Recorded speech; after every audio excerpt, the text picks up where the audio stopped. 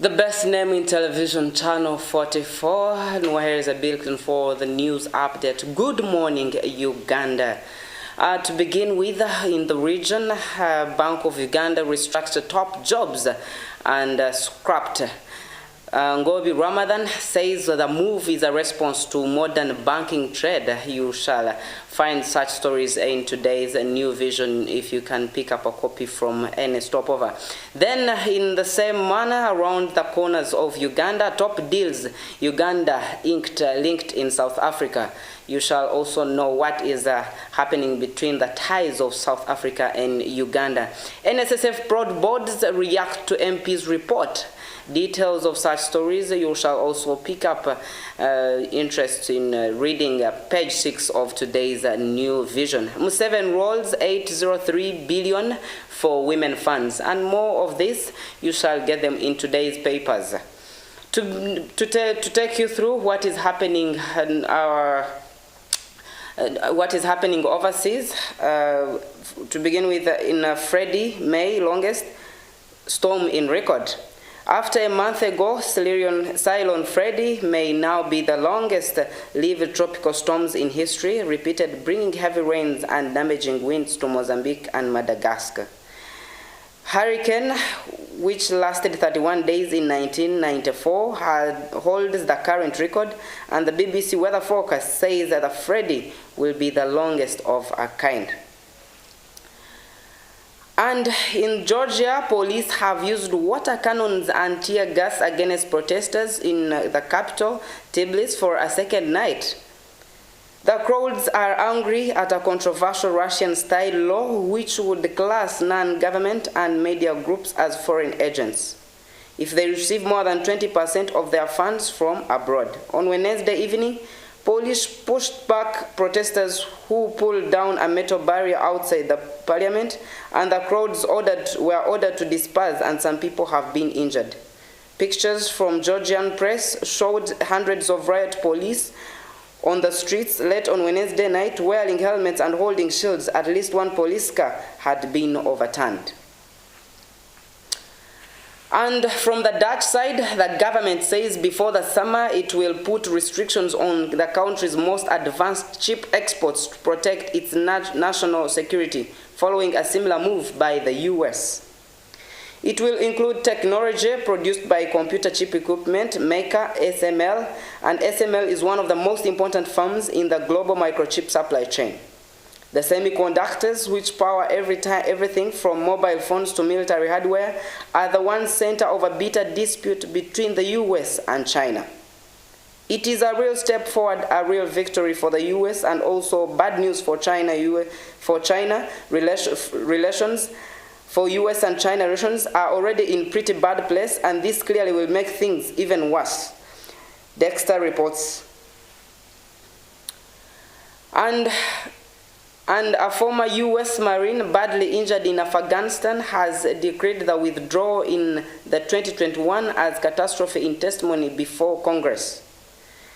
Tyler Vegas Andres spoke in the first of a series of Republican-led hearings examining the Biden administration's handling of the pullout, and he detailed a period of chaos and unpreparedness in the days after Taliban captured Kabul. Others spoke of enduring trauma and moral injury in the aftermath, and Andrews, of 25, was one of the several U.S. military personnel tasked with protecting Kabul's airport on 26 August 2021 when the two suicide bombers attacked crowds of Afghanistan trying to flee the Taliban during the U.S. evacuation. And the Tennessee judge has delayed release of 20 hours of footage showing the police beating and arresting a 29-year-old black man, Tyre Nicholas. The judge showed the last-minute delay was due to the need to allow lawyers for 5 Memphis officers charged with his death to review the tapes. Mr. Nicholas died in January, 3 days after being pulled over by police on Wednesday, and the U.S. Justice Department said it would investigate the special police unit that arrested Mr. Nicholas. but the footage due to released by the Memphis Police Department on Wednesday was blocked by the Shelby County Criminal Court Judge James Jones Jr. And in Europe, thousands of Turkish women have defied a ban on protests on International Women's Day and rallied in the city of Istanbul for what they call a feminist night march.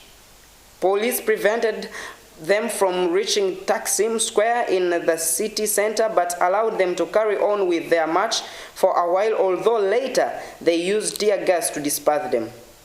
Several people were detained by police at the march, and the main opposition Republican People's Party marked the occasion by releasing reports that said that more than 200 women had been killed in Turkey by men since 2021, when Turkish president withdrew the country from the Istanbul Convention. To continue in California, residents near Big Sur have been told to stock up enough supplies to last them at least 2 weeks ahead of a new storm. Intense flooding and snow is expected in the state, which is still recovering from the extreme weather that left mountainous communities under several feet of snow. Experts say the combination of rain and snow melt could lead to extreme flooding, and California has already had one of its wettest winters on record. The state has been hit with back-to-back storms in the recent weeks. And in the US and Canada, a rare move of the US Senate has used its rights to block Washington, D.C. city law halting a criminal reform bill that critics called soft on crime. The Republican-sponsored Senate bill passed by a vote of 81 to 14 on Wednesday. It overturned the D.C. Revised Criminal Code Act of 2022, which was passed by the Democratic-controlled City Council, and lowest penalties for some crimes. And that marks the end of today's news updates, and details of these stories and more of other stories, you shall have them on your screens at the afternoon news bulletin. We continue to welcome you from the Wednesday celebration here at Miracle Center, where you feasted both spiritually and physically. It was great things happened, and we continue to thank God. And for our pastor who has been in South Sudan, we thank God for the mercies and everything that he has enabled him to do. But we continue with normal programming, and we continue to tell you that the dream interpretation is still on. Please come and know what God says particularly about your dream. Come and know what specifically what it means to dream that way, to dream that kind of way. Things happen that even are not on program, prophecies and everything happens in that kind. But we encourage you to stay tuned on Channel 44, the best name in television. Stay blessed. Bye-bye.